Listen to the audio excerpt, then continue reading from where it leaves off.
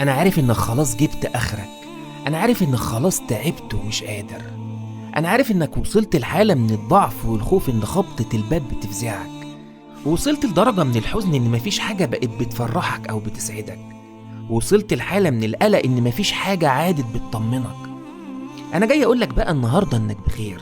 أنت بخير مهما تهيألك إن الدنيا اتقفلت في وشك. أنت بخير مهما حسيت إنك ضعيف ومش قادر تكمل. أنت بخير مهما حسيت إنك قليل الإمكانيات والحيلة. أنت بخير مهما صعبت عليك نفسك وحسيت إنك هنت عليهم. كل ده طبيعي وحس بيه النبي صلى الله عليه وسلم قبلك.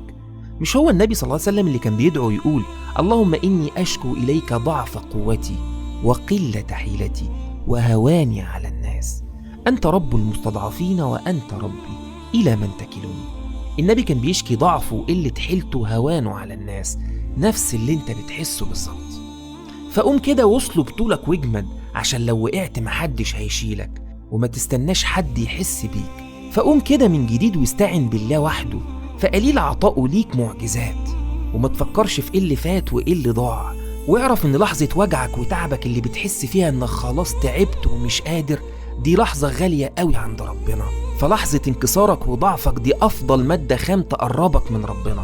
واسمع ربنا سبحانه وتعالى بيقول إيه: الذين استجابوا لله والرسول من بعد ما أصابهم القرح.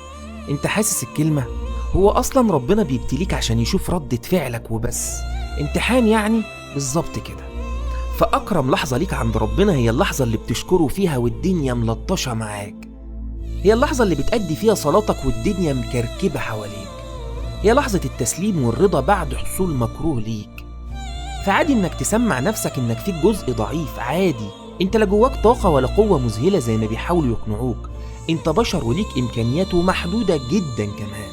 والدنيا اللي بتجري حواليك وحاسس انك محصلتش منها حاجة مش انت السبب فيها. فاحمد ربنا وسلم امرك ليه. فاحنا في زمن فيه ثواب التحمل والثبات اعظم من ثواب الطاعات، وكل شقيان كسبان. سلام.